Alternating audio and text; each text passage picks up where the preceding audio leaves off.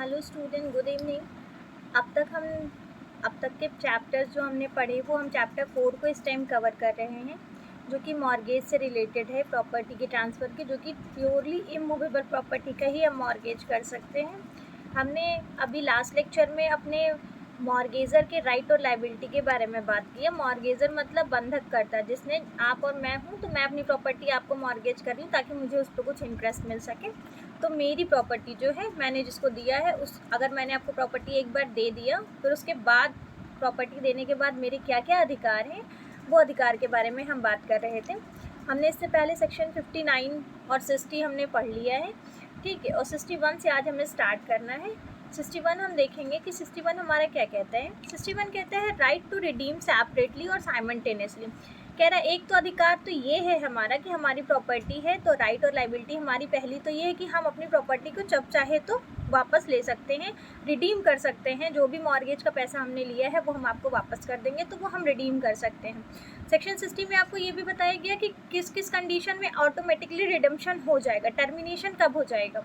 61 कहता है कि रिडीम हम कर रहे हैं तो मेरा ये भी अधिकार है कि चाहे हम अलग, अगर हमने एक से ज़्यादा प्रॉपर्टी आपके पास मॉर्गेज करी है तो हम या तो उसको अलग अलग मॉर्गेज करें या फिर मतलब रिडीम करें, या फिर हम दोनों को एक साथ ही कर लें। जैसे ही साथ की बात आती है, एक से ज़्यादा की बात आती है, वहाँ पे हम किस चीज़ के बारे में बात करने लगते हैं? इकट्ठा करने के बारे में, कंसोलिडेट करने के बारे में। तो इस सेक्शन के अंतर्गत एक आपका डॉक्ट्रिन भी वेस्टेड है, उसको कहते हैं थ्योरी ऑफ कंसोलिडेशन की, ठीक है।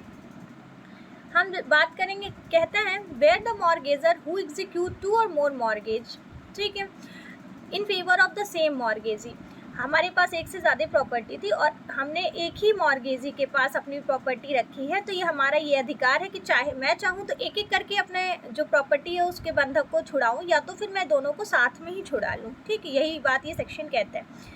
फिर कह रहा है कि the right he has right to get mortgage or redeem separately or 2 और more mortgage together, but this right is subject to the contrary contract. लेकिन ये किस पे डिपेंड होगा? कॉन्ट्रेरी कॉन्ट्रैक्ट पे। दैट्स मीन कि आप पहले से कॉन्ट्रैक्ट जब आप करोगे तो इस चीज़ को लिख के दोगे कि हम एक से ज़्यादा प्रॉपर्टी दे रहे हैं, तो हम जब चाहें तो हम इसको एक साथ रिडीम कर लें या फिर हम सेपरेट रिडीम करें। ये कॉन्ट्रैक्ट पे, जो आपने पहले जब आपने मॉर्गेज करा था उसी टाइम के कंडीशन पे डिपेंड करता है। इस राइट का यूज़ आप तभी कर सकते हो। The mortgagee can not compel the mortgagor to consolidate all the mortgage for redemption. और इसमें एक ये भी बात है कि जिसको आपने बंधक अपनी प्रॉपर्टी दी है मॉर्गेजी, आपको ये इम्फोर्स नहीं कर सकता है, कंपेल नहीं कर सकता है, ज़बरदस्ती नहीं कर सकता कि अगर मेरे पास तुम्हारी 2 से 3 प्रॉपर्टी रखी है तो दोनों तीनों एक साथ लेके जाओ, जैसे जैसे तुमको सुविधा हो तुम वैसे ले जाओ, या फिर तुम कुछ एक साथ ले जाना चाहो तो एक साथ ले जाओ, लेकिन एक साथ ही लेकर जाओ, इस चीज़ के लिए कोई कंपेल नहीं कर सकता है। कह रहा है थ्योरी ऑफ कंसोलिडेशन इसमें इन्वेस्टेड है। वो क्या कहता है? कंसोलिडेशन मीन्स ऑल टुगेदर, मतलब सब एक साथ, ठीक। The principle of consolidation is product of equity law. ये किस पे आधारित है? कंसोलिडेशन का जो प्रिंसिपल है वो इक्विटी लॉ पे आधारित है। According to this principle the mortgagor has execute 2 और more mortgagee in favour of the same mortgagor. The mortgagee could acquire the mortgagor to jointly redeem all the mortgagees, ठीक है। कह रहा है कि ये उसके पास अधिकार होता है। इस प्रिंसिपल के अकॉर्डिंग कहता है कि जो मॉर्गेजर है, जिसके पास 2 से ज़्यादा अपनी प्रॉपर्टी किसी एक ही के पास उसने बंधक दिया है, तो वो चाहे तो उसको एक साथ या फिर सेपरेट करके उसको अपने वापस ले सकता है अपनी प्रॉपर्टी को। यही कहता है doctrine of consolidation. In short, doctrine of consolidation किसके बारे में बात करता है कि अगर आपने एक से ज़्यादा प्रॉपर्टी किसी एक ही पर्टिकुलर पर्सन को बंधक पे रखा है, तो आप उस प्रॉपर्टी को एक साथ सारे का कर चुका के आप उसको वापस ले सकते हो। और ये जो साथ करने वाला सिस्टम है, ये आप कॉन्ट्रैक्ट में स्टार्टिंग में ही लिख दोगे कि हम चाहें तो इसको सेपरेट लें या फिर हम अलग से लें। और एक इसमें जो एसेंशियल है वो ये है इस सेक्शन की, कि जो मॉर्गेजी है, जिसको आपने अपनी प्रॉपर्टी दी है, मॉर्गेज करी है, वो आपको ज़बरदस्ती आपको नहीं कर सकता कि आप अपनी सारी प्रॉपर्टी एक साथ छुड़ाओ अगर आपने एक से ज़्यादा प्रॉपर्टी उसको दे रखी है, ठीक। फिर सेक्शन 62 कहते हैं, ये भी एक राइट है। एक राइट आपने सेक्शन 60 में पढ़ा, वो रिडम्पशन का है। 61 में पढ़ा कि जो है चाहे हम साथ में करें रिडीम करें या फिर सेपरेट रिडीम करें, ये हमारे ऊपर डिपेंड करता है। और उसमें डॉक्ट्रिन भी है, थ्योरी ऑफ कंसोलिडेशन भी इन्वेस्टेड है। सेक्शन 2 भी राइट है किसका, मॉर्गेजर का। क्या कह रहा है, the right of usufructuary mortgagor to recover position. कह रहा है कि अगर उसके पास ये भी अधिकार है कि यूसीफैक्टरी मॉर्गेजर के पास कि वो अपना पोजीशन वापस ले सकते हैं, ठीक है, क्योंकि यूसीफैक्टरी मॉर्गेज कैसा होता है, भोग बंधक होता है। आप उसमें किसी को किसी चीज़ को यूज़ करने की परमिशन देते हो, तो आपने अगर उस चीज़ को चुका दिया, आपने बंधक उसको वापस लेना है, तो आप क्या कर सकते हो, वो अपने प्रॉपर्टी पे आप वापस से कब्जा बना सकते हो। ठीक, कह रहे हैं when the mortgagor has paid the remaining part of the mortgage money then the mortgagor shall have their right. उसके पास जैसे ही उसने आपको सारे पैसे दे दिए जिस चीज़ के लिए उसने बंधक करा था, उसके पास ये अधिकार आ जाता है कि वो अपनी प्रॉपर्टी पे अपना पोजीशन ले सकते हैं, अपना जो मॉर्गेज किया वो प्रॉपर्टी उसको विड्रॉ कर सकता है, वापस ले सकता है, क्योंकि भाई हमने पैसे जमा कर दिए आपके। और तीसरा है to receive all the other document related to mortgage property, और उससे रिलेटेड, मॉर्गेज से रिलेटेड जितने भी डॉक्यूमेंट थे वो सारे वो वापस ले लेगा, ताकि कल को आप उसको ये मत कहो कि अरे तुम्हारी ये पेपर मेरे पास ही है, मतलब कि तुमने, जैसे हम लोग नो ड्यूज़ कराते हैं, ठीक है, तो हम क्या करते हैं, नो ड्यूज़ में हर जगह लिखते हैं कि नहीं हमारा कहीं पेमेंट बचाया नहीं है, लेकिन अगर आप वो नो ड्यूज़ नहीं कराओगे तो कभी भी कोई भी उठ के कह देगा कि नहीं आपने यहाँ का तो पैसा लेकर रखा है, आपने ड्यू इसको पेड नहीं किया। तो इस चीज़ से बचने के लिए इसने कहा कि ये सारे चीज़ें डॉक्यूमेंट भी वो अपना वापस ले सकता है, ये भी उसका अधिकार है। 63 कहता है ये भी मॉर्गेजर का राइट है, मॉर्गेजर का राइट है, ये कहता है एसेशन टू मॉर्गेज प्रॉपर्टी।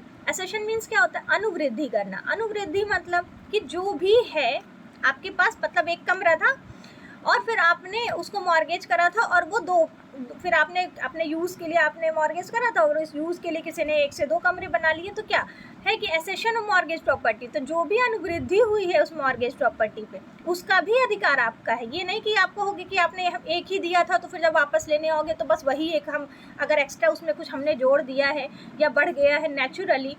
तो एसेशन देखिए, हिंदी में तो कोई दिक्कत नहीं, हिंदी में 63 और 64 में 63A में दोनों में एक ही बात कही गई है, अनुवृद्धि की। लेकिन इंग्लिश के वर्ड में 2 वर्ड यूज़ किए गए हैं, एसेशन और इम्प्रूवमेंट। देखिए वर्ड्स का लॉ में बहुत इंपॉर्टेंस होते हैं। तो एसेशन मीन्स होता है कि जब नेचुरल तरीके से, मैं आपको बताऊं, जब कभी natural, due to natural reason अगर कोई इंक्रीजमेंट हो जाता है, कुछ बढ़ोतरी हो जाती है मॉर्गेज प्रॉपर्टी पे, तो वो सेक्शन 63 के अंतर्गत आएगा। लेकिन जब 63A की बात करेंगे तो वहाँ पे हम कहेंगे, जब 63A की बात करेंगे तो आप 63A में देखोगे कि ये इम्प्रूवमेंट की बात कर रहा है। इम्प्रूवमेंट मीन्स क्या, जहाँ पे कोई एक्शन आपने लिया, growth take place due to action of mortgage called improvement. ठीक है, कह रहा है कि आपने मॉर्गेजर ने अपनी प्रॉपर्टी मॉर्गेजी को दे दी, बंधककर्ता ने अपनी प्रॉपर्टी बंधकदार को दी, तो बंधकदार ने अगर उसमें कोई इंक्रीजमेंट किया अपनी मर्जी से, उसके एक्ट के द्वारा कुछ हुआ, तो वो इसमें इम्प्रूवमेंट किया। लेकिन जब वो वापस लेने आएगा मॉर्गेजर, तो क्या उसको आप मॉर्गेजी ये कह सकता है कि नहीं तुमने इतनी प्रॉपर्टी दी थी और मैंने इस पर इतना कंस्ट्रक्शन कराया, तो तुम उसके मुझे पैसे दो, ऐसा कुछ कह सकता है? नहीं कह सकता, क्योंकि पहले अगर इसका कॉन्ट्रैक्ट हुआ हो तब तो ठीक, अगर नहीं हुआ तो ये नहीं कह सकते। उसको एज इट इज़ उसको वापस करना पड़ेगा जैसे ही वो अपने पैसे को पेड कर देगा। ठीक है, ये आपको सेक्शन थोड़ा सा बिल्कुल डिफरेंस है, इसका डिफरेंस आपको समझना चाहिए कि जब वो कहेगा कि नेचुरल तरीके से जहाँ पे इंक्रीमेंट हो गया किसी चीज़ में, तो वो 63 में आएगा। लेकिन किसी पर्टिकुलर पार्टी के एक्शन के द्वारा, पर्टिकुलर पार्टी नहीं, मॉर्गेजी के एक्शन के द्वारा अगर उसमें कोई इंप्रूवमेंट होता है, कोई चेंज होता है, बढ़ोतरी होती है, अनुवृद्धि होती है, तो आप क्या कहोगे कि वो 63A के अंतर्गत आएगा। ठीक है, कह रहा है 63 such increase is said to occur in the property due to natural reason. अगर किसी नेचुरल रीजन की वजह से, मतलब मैंने जो आपको बताया, like the collection of soil due to flood in the river. मान लीजिए अपनी किसी प्रॉपर्टी, कोई खेत आपने नदी के किनारे का था, आपने उसको मॉर्गेज करा, बाढ़ आई, वहाँ पे बहुत सारी मिट्टी लग गई, बालू आ गया, इकट्ठा हो गया, तो वो नेचुरल तरीका है ना। अगर उसमें कुछ इंक्रीजमेंट हो गया तो क्या मॉर्गेजी ये कह सकता है कि नहीं ये तो तुमने नहीं मॉर्गेज करा था तो ये मेरा है? ये आप नहीं कह सकते हो। ठीक है, और मॉर्गेजर का राइट क्या है कि जब वो उसको वापस लेने आए तो जो भी उसमें इंक्रीजमेंट हुई, जो भी अनुवृद्धि हुई है, उसके साथ उसको वो लेकर जाए। दूसरा पॉइंट कहता है this section empowers the mortgagor to receive the accession on the mortgage property which is the position of the mortgagee. कह रहे हैं कि ये पावर है, ये सेक्शन जो है पावर देता है किसको, मॉर्गेजर को, कि वो जो भी अनुवृद्धि उसमें हुई है प्रॉपर्टी पे, जब वो पोजीशन लेने आए तो वो पूरा का पूरा पोजीशन ले, ठीक है, मॉर्गेजी से पूरा पोजीशन ले। ये नहीं मॉर्गेजी कह सकता है, जो मैंने आपको बताया कि मॉर्गेजी ये नहीं कह सकता है कि तुमने तो ये प्रॉपर्टी इतनी नहीं दी थी, जब ये इकट्ठा हो गया तो इकट्ठा हुआ काम मेरा है, ये नहीं कह सकता है, ठीक है। मॉर्गेजर को ये सेक्शन राइट ये देते हैं। और क्या कहता है, वेयर सेपरेट पोजीशन और enjoyment of such A session is not possible, और कह रहे हैं कि जहाँ पे सेपरेट पोजीशन और enjoyment of such is not possible, जहाँ पे अगर ऐसा है जहाँ पे कि आप उसको सेपरेटली उस पर कब्जा नहीं धारण कर सकते, जो भी इंक्रीजमेंट हुई अनुवृद्धि हुई है उसको सेपरेट नहीं उस पर पोजीशन कर सकते हो या उसका यूज़ कर सकते हो, इंजॉयमेंट कर सकते हो, नॉट पॉसिबल, तो मॉर्गेजी शैल रिटर्न, उसको रिटर्न करना ही पड़ेगा। ये कह रहे हैं ना, shall return the accession property of the mortgagor, तो उसको अगर सेपरेट करने लायक है तब तो चलो मानो वो सेपरेट कर लेगा तो उसे पता भी नहीं चलेगा, लेकिन अगर वो सेपरेट करने लायक नहीं है तो उसे वापस करना ही होगा, बंधकदार को जो है बंधककर्ता को वापस करना ही होगा। उसके बाद कहते हैं the mortgage shall have a right to receive for the security, mortgagee के पास अधिकार क्या है कि वो अपने सिक्योरिटी पर्पस के लिए have right to receive for security for the mortgage property at the rate of 9% per annum along with the interest from mortgagor on the addition of the principal money. कह रहा है कि वो अपनी security purpose के लिए mortgage जो property किया हुआ है उस पर कितने % का per year, per annum means per year वो कितना इंटरेस्ट उस पर लगा सकता है, 9% का, ठीक है। जो भी एडिशन हुआ है उन सब पे कितने % का इंटरेस्ट लगा सकता है, 9% का इंटरेस्ट लगा के उसकी वसूली वो कर सकता है अपनी प्रॉपर्टी को बचाने के लिए, ठीक। 63 ये क्या कहता है, इम्प्रूवमेंट ऑफ प्रॉपर्टी। अब इम्प्रूवमेंट मीन्स मैंने जैसे आपको बताया कि वो मॉर्गेजी के एक्शन के द्वारा उसमें कुछ बढ़ोतरी हुई है, अनुवृद्धि हुई है, तो वो कह रहा है कि वो 63A के अंतर्गत आएगा। तो mortgagor will be entitled to improvement of mortgage property and if such improvement is done in compliance with the order of court, और या तो फिर ये जो मॉर्गेजर है वो इंटाइटल्ड है, मतलब उसको ये अधिकार है कि इम्प्रूवमेंट हुआ है मॉर्गेज प्रॉपर्टी पे और वो कंप्लायंस हुआ है with the order of the court, ठीक, then the mortgage will pay the proper expenses of the improvement and interest of the principal amount at the if the rate of interest is not fixed, then अगर ये 9% का interest question पूछता है, 9% का interest जो है आपका कब लगता है, जब आप पहले से कोई इंटरेस्ट रेट फिक्स नहीं होता है उस पर, तो 9% का इंटरेस्ट लगता है पर एनम, जो कि पेबल होता है, ठीक। 63 ये क्या कह रहा है, इम्प्रूवमेंट कह रहा है कि अगर इम्प्रूवमेंट मॉर्गेजी द्वारा किया गया है, वो मॉर्गेजी द्वारा इम्प्रूवमेंट किया हुआ, ये कहता है कि वो अगर किसी ऑर्डर, कोर्ट के ऑर्डर के थ्रू अगर वो उसको वापस लेता है, तो जो भी उसने उस पर इंक्रीजमेंट की है और जब मॉर्गेजर उसको वापस लेने जाएगा तो वो क्या कहेगा कि तुम्हें अगर ये भी चाहिए जो मैंने बनवाया है तो उसके लिए तुम इतने % का इंटरेस्ट दो, या फिर कोर्ट के ऑर्डर के थ्रू जो भी कोर्ट बोलेगी वो उसको करना पड़ेगा, ठीक। डिफरेंस, 2 डिफरेंस मैंने आपको बताए, एक तो 63 और 63A में एक तो कॉमन चीज़ ये है, दोनों अनुवृद्धि की बात करता है, लेकिन 63 कहता है नेचुरल तरीके से जब कुछ इंक्रीजमेंट होएगा, और 63A कहता है जब मॉर्गेजी द्वारा होगा। 63 कहता है कि उसमें जो भी इंक्रीजमेंट होगा नेचुरली, जब मॉर्गेजर जाएगा तो उसको टोटली उसको वापस करना ही पड़ेगा, लेकिन 63 ये कहता है कि मॉर्गेजी के एक्शन के द्वारा अगर ये काम हुआ है और उसके बाद उसमें कुछ इंक्रीजमेंट हुई है, तो आप कहोगे कि जो भी प्रॉपर्टी है अगर आप वो भी आपको वापस चाहिए, तो मैंने उसमें जितने पैसे लगाए हैं, जो कुछ मैंने उसमें किया, आप मुझे उसका दे दो, अदरवाइज 9% इंटरेस्ट के रेट पे आप मुझे जितने दिन मैंने आपका एक्स्ट्रा बनवाया उस पर जितने फ़ायदे हैं तो उसका भी पैसे आप मुझे दो, या फिर बाय कोर्ट के ऑर्डर के थ्रू वो उसको लेता है, तो ये सेक्शन 63A में आता है, ठीक है। कह रहा है कि the mortgagor will have to pay the following, कह रहे जब 63A की बात होगी क्योंकि मॉर्गेजी ने वहाँ पे इम्प्रूवमेंट करा है, ठीक है, अपने एक्शन के द्वारा, तो कह रहा है तब जब अगर मॉर्गेजर आएगा, बंधककर्ता आएगा अपनी प्रॉपर्टी वापस लेने के लिए, तो उसको ये पे करना पड़ेगा, will have to pay the following improvement of expenses of mortgagee, तो जो भी इम्प्रूवमेंट के लिए जो उस मॉर्गेजी के पैसे उस प्रॉपर्टी पे लगे हैं वो भी आपको वापस करना पड़ेगा, देना पड़ेगा, तभी आप उस इम्प्रूवमेंट के साथ उसको वापस ले सकते हो। कह रहे हैं for improvement of mortgage property, जो भी इम्प्रूवमेंट हुई है मॉर्गेज प्रॉपर्टी के उसके लिए। दूसरा है such improvement is made to avoid damage, ये इम्प्रूवमेंट ऐसा है कि अगर आपके जो भी प्रॉपर्टी थी उसके बचाने के लिए उसने वो इम्प्रूवमेंट किया। मान लीजिए आपने प्रॉपर्टी मॉर्गेज करी थी और उस वहाँ मैंने कोई घर आपने मॉर्गेज करा था और उसके बाद वो टूटने वाला था, उसको डैमेज को बचाने के लिए अगर मॉर्गेजी ने अपने पैसे लगा दिए और फिर आप उसको वापस लेने आओगे तो जो मॉर्गेजी ने पैसे लगाए हैं वो पैसे आपको उसको पे करने पड़ेंगे। ठीक है, such improvement is made by order of court, और अगर या तो कोई ऐसा इम्प्रूवमेंट मॉर्गेजी ने किया है जो कोर्ट के ऑर्डर के द्वारा किया गया है, मतलब वो अपने मर्जी से नहीं किया, कोर्ट ने ऑर्डर किया कि आप उसको ये काम कर दीजिए उस प्रॉपर्टी पे क्योंकि प्रॉपर्टी डैमेज नहीं होनी चाहिए, तो जो भी आपका एक्सपेंसेस होगा तो जो मॉर्गेजर आएगा, बंधक करता आएगा, तो उसको वो चीज़ पे करके ही वो इम्प्रूवमेंट के साथ अपनी प्रॉपर्टी वापस ले सकता है।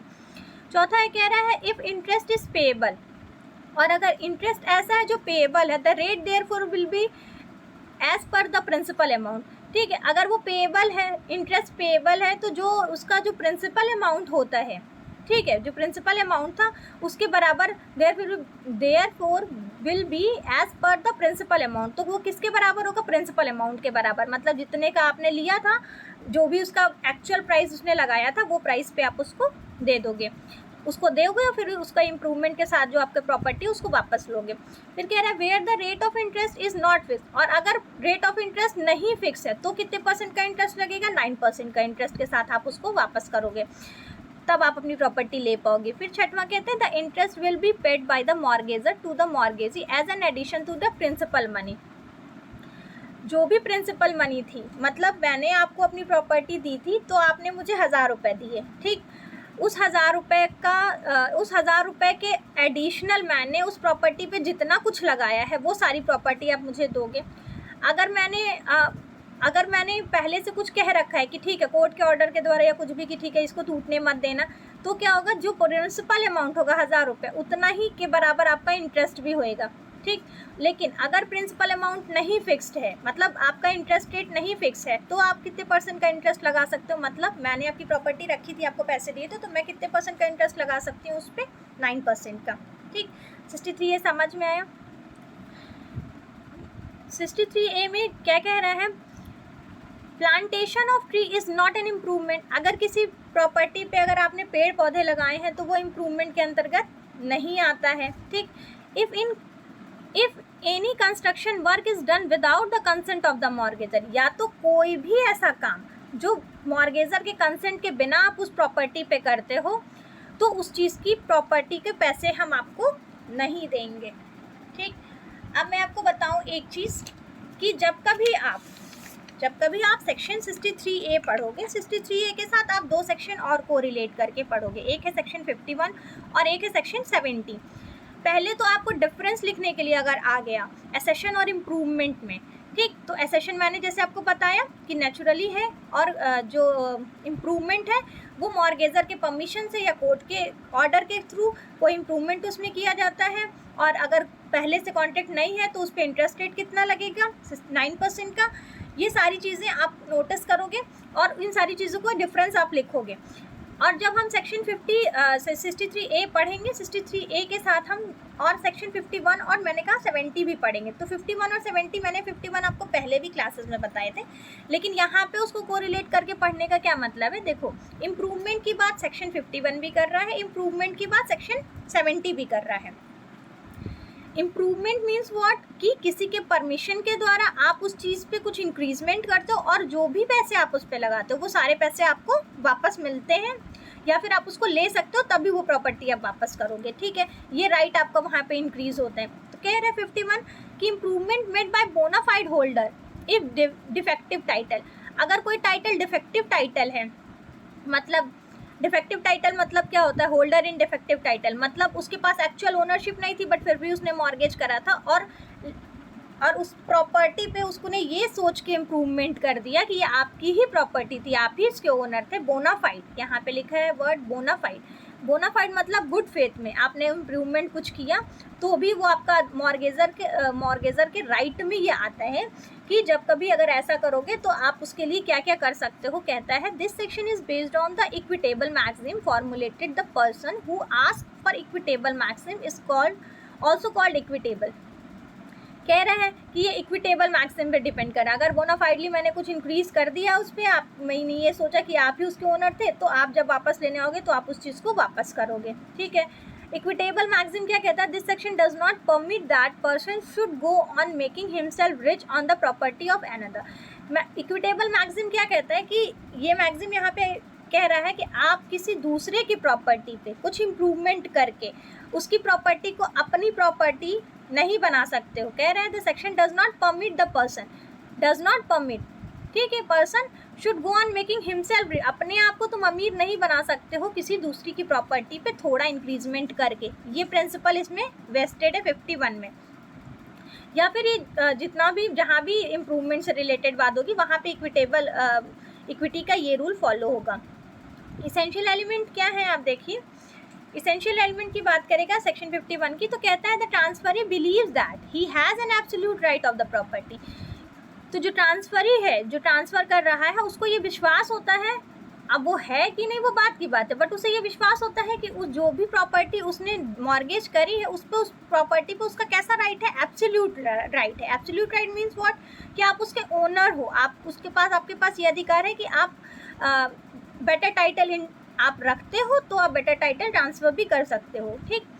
फिर कह रहे हैं considering that property as his own he made improvement, और वो ये मानता है कि कंसिडरिंग दैट प्रॉपर्टी, जो भी प्रॉपर्टी उसके पास है उसको ये लगता है कि इस प्रॉपर्टी पे मैंने जो भी इंक्रीजमेंट करी है वो सब मैंने अपने प्रॉपर्टी पे करी है, ना कि किसी और के प्रॉपर्टी पे करी है। ठीक। फिर कह रहा है the transferee is subsequently evicted by a person having a better title than transferee.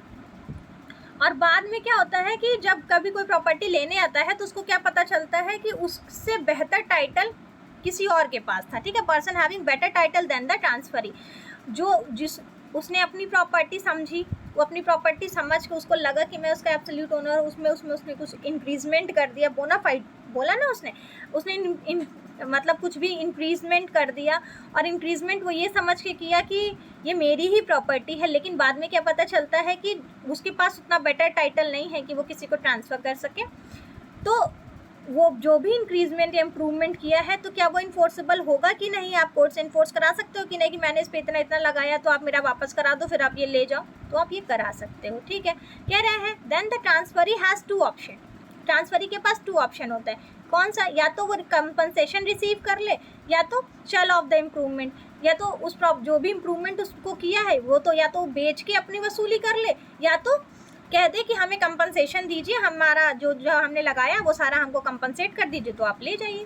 ठीक है, क्योंकि उसके पास बेटर टाइटल तो था नहीं, लेकिन उसको लगा कि उसके पास बेटर टाइटल होगा, ये सोच के उसने उस प्रॉपर्टी पे इंक्रीजमेंट कर दिया था। तो उसके पास कौन सा ऑप्शन आया, 2 ऑप्शन, या एक तो कंपनसेशन मांग ले, या तो दूसरा कि जो भी इम्प्रूवमेंट वो किया उस प्रॉपर्टी को सेल कर ले, सेल करके फिर वो अपनी वसूली कर ले, फिर जिसकी भाई प्रॉपर्टी जिसकी है उसको तो जाना ही है, तो वो ले लेगा।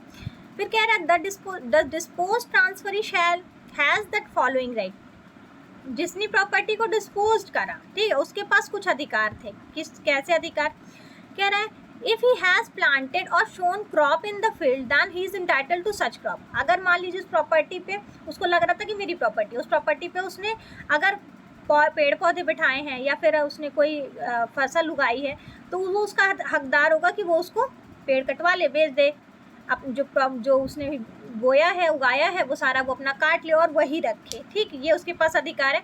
ही is free to ingress and carry them and sell, not to be treated as trespasser. तो वो वहाँ पे अगर वो चीज़ करता है तो उसको एज अ ट्रेसपासर, मतलब कि दूसरे की प्रॉपर्टी में जो कहते हैं कब्जा करना, वो उसको नहीं माना जाएगा। ठीक है। कह रहे हैं the value of the improvement shall be calculated, जो वैल्यू होती है इम्प्रूवमेंट की, जो भी वैल्यू है इम्प्रूवमेंट की, value of the improvement shall be, मतलब कैलकुलेट कैसे किया जाता है, द मार्केट रेट। तो जो मार्केट रेट में उस टाइम प्रेजेंट टाइम में जो रेट चल रहा होता है, जो भी उसने इंक्रीजमेंट करी है उस प्रॉपर्टी पे, तो मार्केट रेट में प्रेजेंटली जो रेट चल रहा होगा उस रेट पे उसको कंपनसेशन मिलेगा। ठीक है। फिर कह रहा है improvement should be such as to increase the value of the asset permanently. कह रहा है कि जो भी इम्प्रूवमेंट हो रहा है वो इंक्रीज का वैल्यू का ऐसा है एसेट का जो है परमानेंटली एसेट से रिलेटेड है, ठीक है। This section does not apply to the lease. ये इस तरह की प्रॉपर्टी को आप लीज में, इस तरह की प्रॉपर्टी को आप नहीं इंट्रोड्यूस करोगे, because in lease there is only transfer of the right to enjoy. क्यों लीज की प्रॉपर्टी इस तरह के इम्प्रूवमेंट के अंतर्गत नहीं आती है। क्यों नहीं आती है? क्योंकि लीज में हम क्या करते हैं, दूसरों को इन्जॉयमेंट के लिए हम पर्टिकुलर चीज़ें देते हैं, ना कि हम उसको ओनरशिप देते हैं या पोजीशन देते हैं, कि मतलब हम ओनरशिप नहीं देते हैं कि तुम इस पर ये इंक्रीजमेंट कर सको। It does not apply to lease and mortgagee. तो ना तो ये लीज पे अप्लाई होता है, लीज की प्रॉपर्टी पे, ना तो ये मॉर्गेजी पे अप्लाई होता है। ये किस पे अप्लाई होता है? मॉर्गेजर पे, मतलब बंधक कर्ता पे, बंधकदार पे नहीं, बंधक कर्ता पे, ठीक है।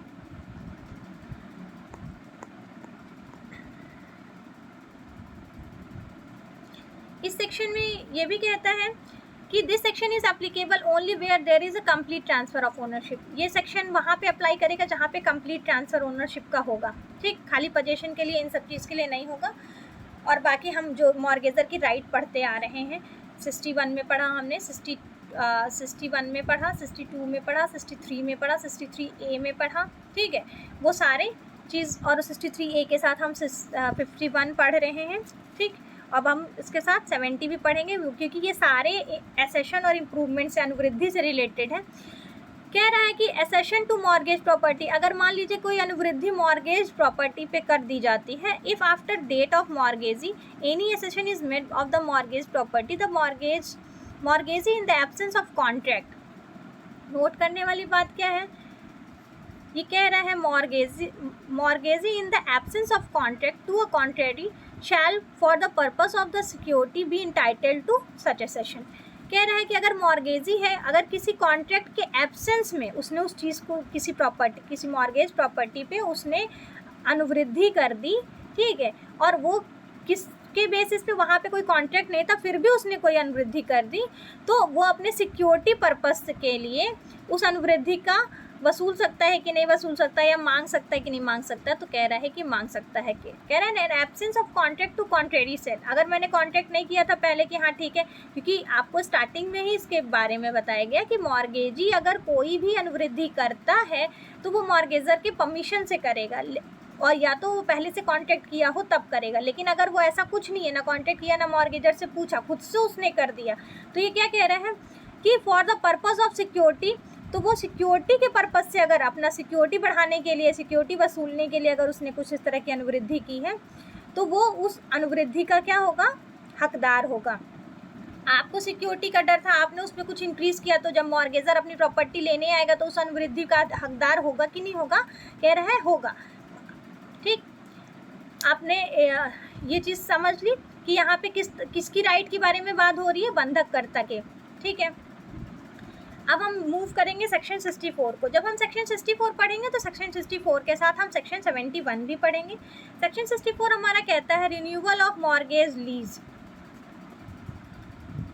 कह रहा है कि मान लीजिए हमने मॉर्गेज करी थी, मॉर्गेज लीज। कह रहा है कि हमने बंधक पट्टे का नवीनीकरण, अगर मान लीजिए हम रिन्यू कराते हैं, हमने 1 महीने के लिए ली थी, अब हमारा टाइम ख़त्म होने वाला है, तो हमको अभी और लंबे टाइम तक लेना है, तो हम उसको रिन्यू कराने जाएंगे, ठीक, वो उससे रिलेटेड। और फिर उसके बाद कहता है ये भी राइट है, अगर रिन्यू कराना चाहे मॉर्गेजर तो क्या करा सकता है कि नहीं करा सकता है? करा सकता। भाई उसने पैसे अभी नहीं वापस किए, वो कह रहा है भैया थोड़ा और बढ़ा दो, इंटरेस्ट और ले लेना, लेकिन अभी थोड़े दिन मुझे और रहने दो इस पे, अभी प्रॉपर्टी पे मुझे थोड़े पैसे और चाहिए। वो रिन्यू कराने जा रहे हैं, प्रॉपर्टी तुम्हारे पास ही है। तो ये कहता है 64 और 71 में सेम बातें कहते हैं। 64 क्या कहता है? रिन्यूअल ऑफ मॉर्गेज लीज, और 71 क्या कहता है? Renewal of mortgage lease. अभी कह रहा है कि अगर मॉर्गेज लीज दोनों एक ही, सेक्शन 64 71 की दोनों की हेडिंग आपको सेम दिख रही, लेकिन इसमें डिफरेंस है। इसमें डिफरेंस क्या है मैं आपको डिफरेंस बताती हूँ। देखिए डिफरेंस है, कह रहा है where the mortgage himself obtain renewable of himself obtain renewable of the lease, ठीक। अगर वो खुद से ही हिमसेल्फ, अगर वो कह रहा है, जाके कह रहा है कि हमें इसको रिन्यू कराना है, आगे बढ़ाना है, तो the mortgagor is entitled to receive back the property mortgage to the lease along with the renewed lease at the time of redemption of the mortgage property. तो उसके पास क्या अधिकार हो जाएगा? कह रहा है कि अगर हिमसेल्फ ऑब्टेन कर रहा है, खुद से वो कह रहा है कि नहीं मेरी प्रॉपर्टी हमको अभी और आगे बढ़ानी है, तो सेक्शन 64 में कवर होगा। लेकिन अगर 71 की बात करेंगे तो 71 क्या कहता है, if the mortgage property is a lease and the mortgagor renews that lease, then the mortgage will be entitled to the new lease for the purpose of security. If it is not a contrary contract, that is, he has the right to hold that new lease until his mortgage is paid off. मतलब कह रहे हैं renewal of mortgage lease, अगर हम mortgage lease बंधक के पट्टे का नवीनीकरण हम करते हैं, ठीक है, अगर हम वो करते हैं तो ये कह रहा है कि जो मॉर्गेज प्रॉपर्टी है, ठीक है, अगर उस पर mortgage property is a lease, ठीक है, जो भी मॉर्गेज प्रॉपर्टी है वो ऑलरेडी लीज पे आपने किसी से लीज पे लिया था और लीज की प्रॉपर्टी को आपने मॉर्गेज करा है, ठीक है, डिफरेंस समझिए। 71 कह रहा है कि लीज की प्रॉपर्टी को अगर आपने मॉर्गेज करा है तो मॉर्गेजर के पास ये क्या है, and the mortgagor renew the lease, और अगर मॉर्गेजर लीज को रिन्यू करता है, ठीक है, तो क्या होगा, then the mortgage will be entitle, तो मॉर्गेजी जो होगा क्या होगा, इंटाइटल होगा। बंधकदार की बात हो रही, बंधकदार किस चीज़ के लिए इंटाइटल होगा, कि वो जो नया लीज हुआ है सिक्योरिटी पर्पज से बिना कॉन्ट्रैक्ट के, ठीक है, तो उसको वो होल्ड कर सके, मतलब उस पर भी वो अपना पोजीशन बता सके या दिखा सके। लेकिन 64 क्या कहता है, 64 कह रहा है दो where the mortgagee himself obtain the renew of the lease, जहाँ पे मॉर्गेजी है वो खुद कह रहा है, मॉर्गेजर नहीं कह रहा है, मॉर्गेजी कह रहा है, खुद से कह रहा है कि हमें कुछ दिन तक और इस पट्टे को बढ़ाना है, मैं तुम्हें और इसको बढ़ा के दे रहा हूँ, तो वो 64 में कवर होगा और 71 में कवर होगा तब जब वो लीज की प्रॉपर्टी को आपने मॉर्गेज करा है, ठीक, एक मेन डिफरेंस है, ये आप देखोगे। इसके बाद हम जब बात करेंगे आगे हम सेक्शन पढ़ेंगे अपना, क्योंकि ये सारे सेक्शंस हमारे किससे रिलेटेड चल रहे हैं, राइट और लाइबिलिटी के, किसके, मॉर्गेजर के, ठीक, बंधककर्ता के। सेक्शन 65 पे अब हम आएंगे। सेक्शन 65 क्या कहते हैं, 65 कहता है implied contract by the mortgagee, कह रहा है कि इम्प्लाइड कॉन्ट्रैक्ट है, कॉन्ट्रैक्ट कितने तरह का कर सकते हैं, दो तरीके से, कैसे कैसे, एक तो एक्सप्रेस होते हैं, ठीक है, और एक इम्प्लाइड होता है। एक्सप्रेस में हम सामने से बताते हैं, इम्प्लाइड में होता है कि अंडरस्टूड है, कि अगर आप बस में बैठ रहे हो तो टिकट लोगे, ट्रेन में जा रहे हो तो टिकट के पीछे जो कंडीशंस लिखी है वो आप फॉलो करोगे, ठीक है, ये कैसे कॉन्ट्रैक्ट्स हैं, इम्प्लाइड है। एक्सप्रेस कॉन्ट्रैक्ट क्या होता है, जिसमें हम एक दूसरे पार्टी को हम सारे के टर्म्स एंड कंडीशन हम खुद डिसाइड करते हैं, ठीक है। तो ये कह रहा है सेक्शन 65 इम्प्लाइड कॉन्ट्रैक्ट के बारे में बात कर रहा है, कह रहा है अगर आपने कोई मॉर्गेजी के साथ, बंधकदार के साथ, अगर आपने बंधककर्ता ने बंधकदार के साथ अगर कोई इम्प्लाइड कॉन्ट्रैक्ट किया है, मतलब अंडरस्टूड वाला है, ऐसा कुछ अलग से उसमें पार्टीज डिसाइड नहीं कर रही हैं, तो उससे रिलेटेड क्या क्या प्रोविजन है, कह रहा है this section provide that every mortgagor under a contract of the contrary is deemed to be have made the following contract. क्या कह रहा है, ये मान लिया जाएगा कि अगर इस तरह का कोई कॉन्ट्रैक्ट वो करता है तो ये मान लिया जाएगा, deem to have made the following contract, कि ये इतने तरह का ये माना जाएगा कि ये भी इसमें इंक्लूड है। जब आपने इम्प्लाइड कॉन्ट्रैक्ट किया मॉर्गेजर के साथ, मॉर्गेजी के साथ मॉर्गेजर ने, तो ये इम्प्लाइड तरीके से माना जाएगा कि कॉन्ट्रैक्ट टू टाइटल, कि जो भी आपने प्रॉपर्टी उसको मॉर्गेज करी है तो जो उस पर ओनरशिप था, जो टाइटल था बेटे टाइटल, उस पर भी पोजीशन किसका होगा, मॉर्गेजी का होगा।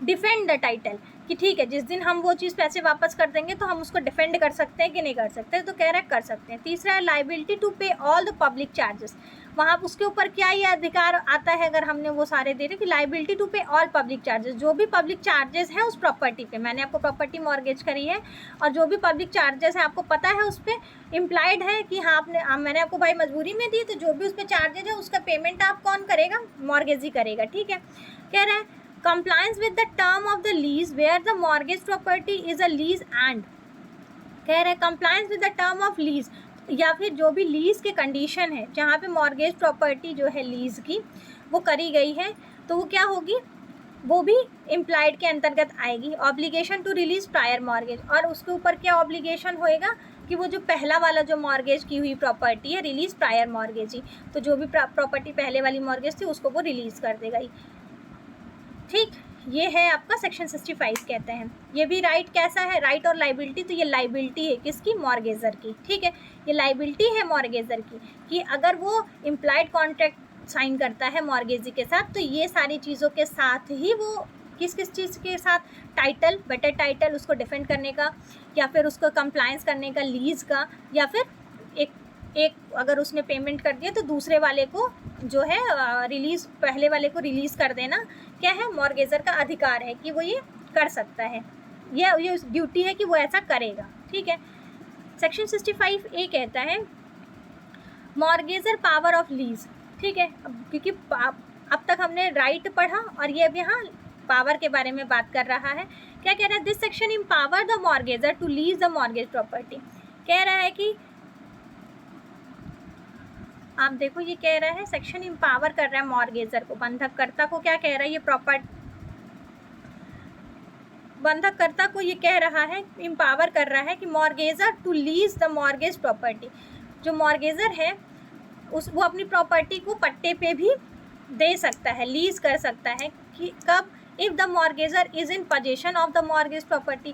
कब कर सकता है, मैंने एक बार प्रॉपर्टी अपनी मॉर्गेज करी थी, वो प्रॉपर्टी मैंने मॉर्गेज अपनी ले ली वापस, तो उसके पास और क्या क्या पावर है कि जब प्रॉपर्टी वो वापस ले ली है अपना, तो वो क्या कर सकता है, अपनी प्रॉपर्टी को लीज पे भी दे सकता है, क्योंकि उसकी प्रॉपर्टी उसके पास आ गई, भाई वो जो चाहे वो कर सकता है। तो वो क्या कह रहा है, empower mortgage lease mortgage property, तो वो अपनी प्रॉपर्टी को लीज पे दे सकता है। दूसरा है, कह रहे हैं mortgagor in possession of the mortgage property can make lease, lease पे दे सकता है, ठीक है। दूसरा कह रहा है such lease are binding on the mortgagee, तो और इस तरह के लीज जो है किस पे बाध्यकारी होगी, बंधकदार पे। Such lease should be constructed as if they were done in the ordinary course of property and constructed in accordance with the local laws and custom of uses. कह रहा है कि अगर ऐसा इस तरह का लीज हम कंस्ट्रक्ट करते हैं तो क्या होगा, जो ऑर्डिनरी कोर्स ऑफ प्रॉपर्टी है या कंस्ट्रक्टेड, जहाँ पे ऑर्डिनरी कोर्स ऑफ बिजनेस में जो हम करते हैं कि, तो वहाँ पे जो लोकल लॉ और कस्टम हो, उसके यूजेस हैं, वो उसको फॉलो करते हुए वो काम करेगा, ठीक है। The best rent in the lease shall be reserve. कह रहा है जो और भी जो बेस्ट रेंट होगा, जो भी उस प्रॉपर्टी का बेस्ट रेंट होगा लीज पे देने के बाद, वो कौन रिसीव करेगा, मॉर्गेजर रिसीव करेगा, बंधककर्ता रिसीव करेगा। क्यों, क्योंकि ये उसको क्या है, पावर दिया गया है। No premium and rent will be payable to the advance, और कोई भी, सबसे इम्पोर्टेंट चीज़ यहाँ पे क्या लिखी है, कह रहा है कि कोई भी प्रीमियम या रेंट जो है एडवांस में पेएबल नहीं होगा, ठीक। फिर लास्ट में कहता है lease should not contain covenant for renewal. कह रहा है कि जो एक मिनट, कह रहा है कि जो लीज है should not contain covenant for renewal. Covenant for renewal means क्या होता है, कोवेनेंट ऑफ रिन्यूअल मीन्स क्या होता है कि एक बार आपने प्रॉपर्टी लीज पे दे दी, आपका पावर, आपके पास प्रॉपर्टी थी, आपने मॉर्गेज की थी, वो प्रॉपर्टी ले ली, फिर उस प्रॉपर्टी को आपने लीज पे दे दी। तो एक बार जब आपने उसको लीज पे दे दी, तो उस पर आपको उसको दोबारा उस पर कुछ नया करने का, ठीक है, जब तक वो आपको प्रॉपर्टी वापस से मिल जाए तब तक आप उस पर कुछ नहीं कर सकते।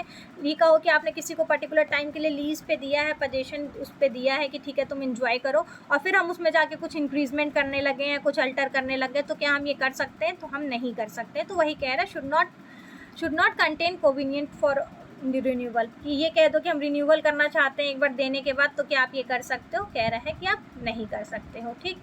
कह रहा है the lease must be made effective from a date not exceeding 6 month. तो जो कह रहा है, जो लीज का जो डेट है, मस्ट मेड इफेक्टिव, कब से इफेक्टिव होगा, 6 month from the date on which it is executed. जिस दिन उसको लागू किया जाएगा उस दिन से कब तक ये लागू हो सकता है, कितने दिन तक इन्फोर्स रहेगा, 6 माह तक, ठीक।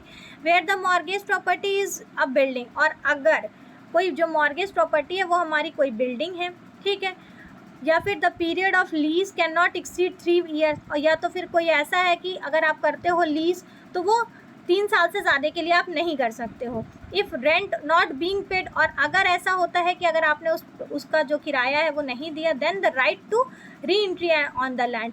अगर आपने किराया नहीं दिया 3 साल तक, तो हम आपको उस प्रॉपर्टी से, हम अपनी प्रॉपर्टी को वापस से लेने का अधिकार रखते हैं, हमारे पास ये पावर है कि 3 साल हो गया आपने उसका रेंट नहीं दिया अभी तक, तो मैं क्या उस प्रॉपर्टी पे वापस अपना अधिकार रख सकती हूँ कि नहीं, तो आप बोलोगे कि रख सकते हैं। सेक्शन कौन सा सेक्शन ये हमको राइट देता है, सेक्शन नंबर 65।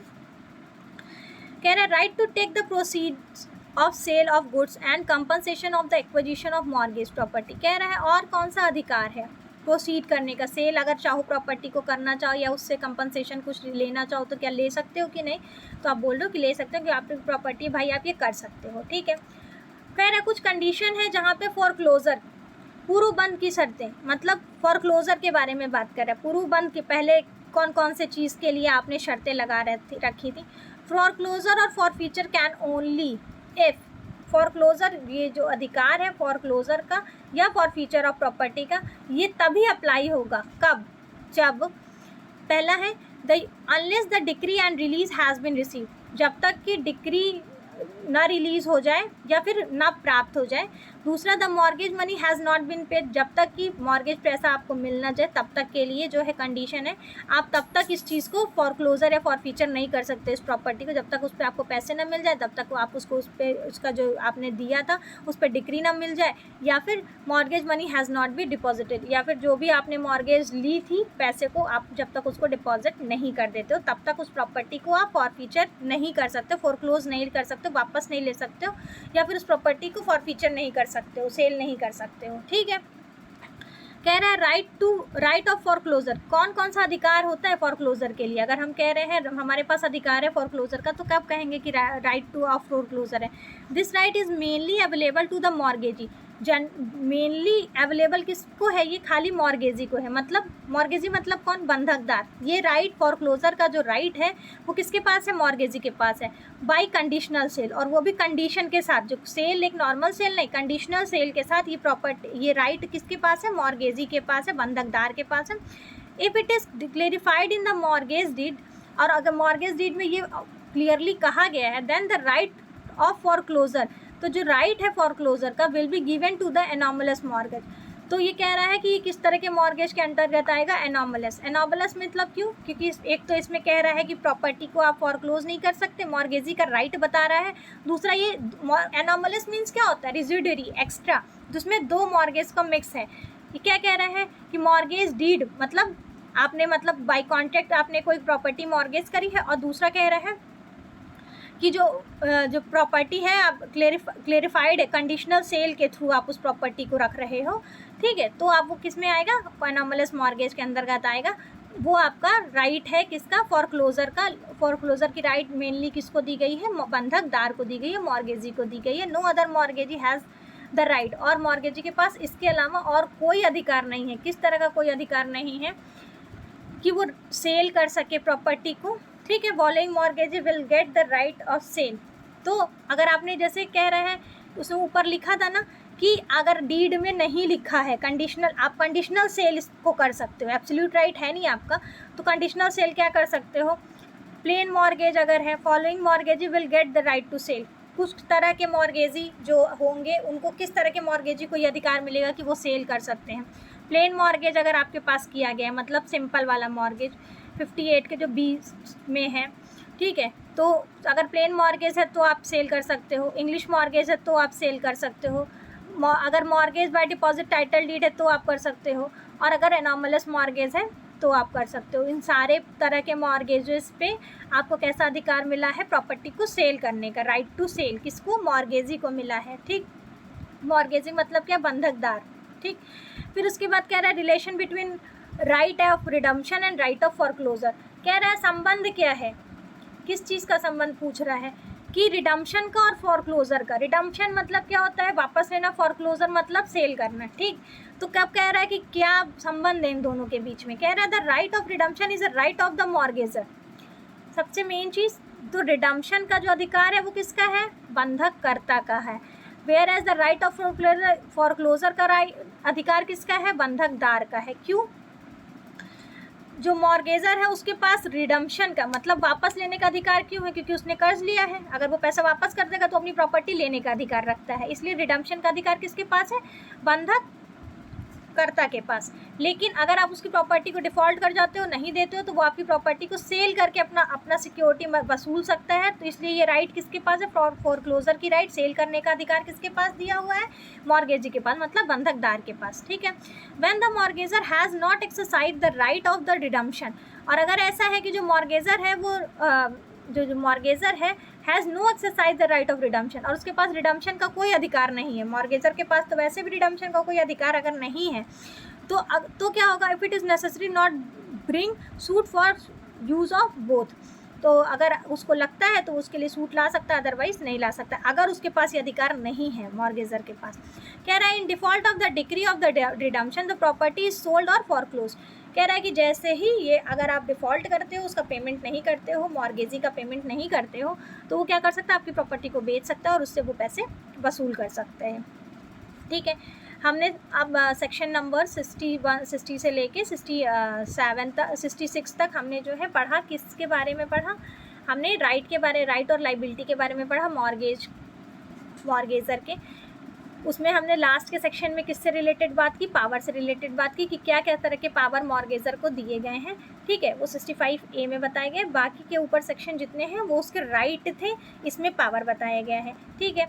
अब नेक्स्ट जो पार्ट हमारा स्टार्ट होगा, उस पार्ट में हम राइट और लाइबिलिटी मॉर्गेजी का देखेंगे, ना कि मॉर्गेजर का। आप डिफरेंस देखोगे रिडम्पशन और फोरक्लोजर में, और देखोगे मॉर्गेजर के पास कौन कौन सी राइट है, तो बोलोगे कि रिडम्पशन का राइट है, रिडम्पशन का राइट सेपरेट हो या साइमल्टेनियस हो, ये भी राइट है। उसके बाद उसको लीज पे देने का अधिकार है कि नहीं, और फिर इन दोनों के बीच में डिफरेंस देखोगे कि मॉर्गेजर और मॉर्गेजी में किसको फोरक्लोजर का अधिकार है, किसको रिडम्पशन का अधिकार है, उन दोनों में डिफरेंस क्या है। ये इतना अगर कभी आता है तो वो शॉर्ट नोट में या फिर सेक्शन मैचिंग के लिए आता है, तो आप उसके साथ उसको पढ़ोगे, ठीक है। बाकी की क्लासेस हम कल करेंगे, और अगर आप नए हो चैनल पे तो प्लीज़ लाइक और सब्सक्राइब करो।